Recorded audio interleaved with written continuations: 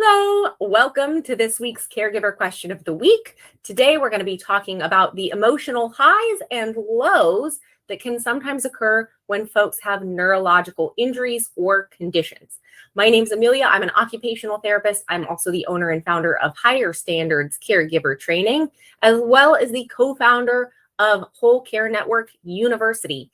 And before we get started, a quick reminder that this is for educational purposes only. It is not a substitute for health or medical advice or a therapeutic relationship. So if you need those things, make sure you are seeking them out from a licensed healthcare provider because this is for education.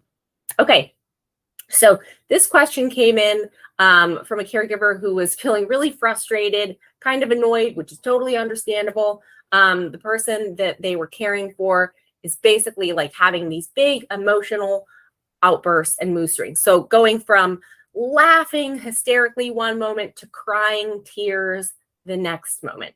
And of course, I don't know this person personally. I've not seen the person that they're talking about. But a lot of times when this happens, there's this thing called emotional lability.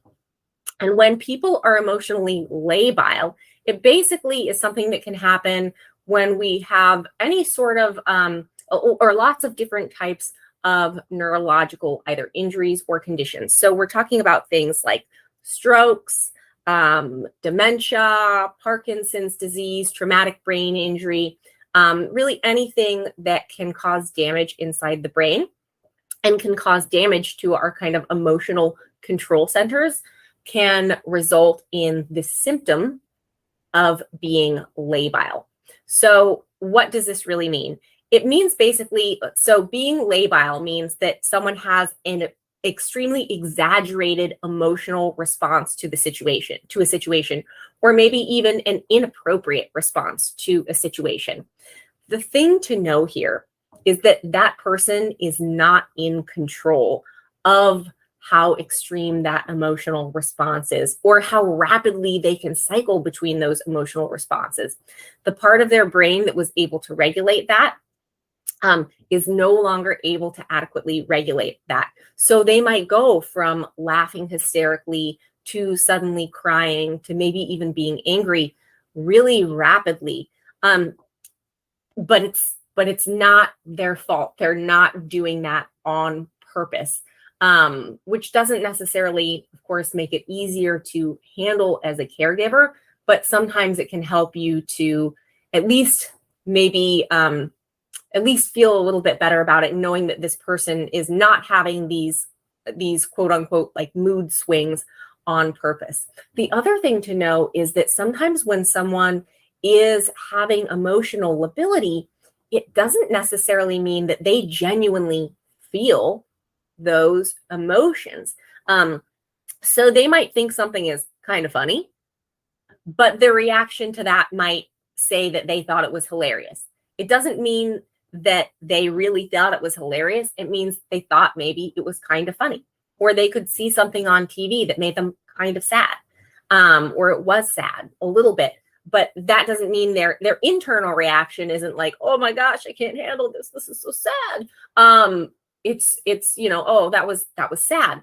But on the outside, because they're having trouble controlling how big those responses are, that can look like tears running down the face and real sadness. So it's important to understand also that even though the demonstration of those emotions can be really outsized, the emotions that person is feeling may not necessarily reflect what is being shown on the outside. So a lot of times it can be good if someone is emotionally labile, if we, not ignore their feelings, obviously, but if we don't, if we kind of avoid playing into those feelings. So for example, if you have someone who is emotionally labile and they start weeping over something, but really nothing terrible or sad has actually happened, instead of going over and saying, oh my gosh, are you okay? Is everything all right? Oh, you're so sad. I'm sad too. That can then kind of reinforce that reaction, that oversized reaction, right? On the other hand, if we can be kind of calm, cool, collected about it, maybe redirect to something else, or even just like we can acknowledge that someone is having a reaction without kind of making a thing of it. We can just kind of like let it happen, let it pass, and then move on with the situation. That can help to make that reaction not last as long, not feed into it and make it as big. And of course, we don't actually want people to feel like, again, for example, we don't want them to feel really sad. So if we don't feed into that, then it's less likely that they will actually become sadder and sadder from that. So that is emotional lability, being emotionally labile. And again, the important thing to understand here is that it's not on purpose that folks are like this. It results from, damage to the area of the brain that controls how big those reactions are, and so they really are not in control of it. So hopefully, although I recognize that doesn't necessarily make it easier to, it might not make it less bothersome necessarily. But when we understand why something is happening, when we understand it's not on purpose, sometimes that makes it easier for us to kind of set it aside, not let it ruffle our feathers so much, and sort of move on with the day. So hopefully that was helpful. Please feel free to submit your caregiver question of the week. If I cannot answer it, I will bring on someone who can help me to answer it. Don't be shy about submitting questions. You can submit them totally anonymously using the link provided. And until next time, y'all, please stay healthy, stay well, and most of all, take care. Bye.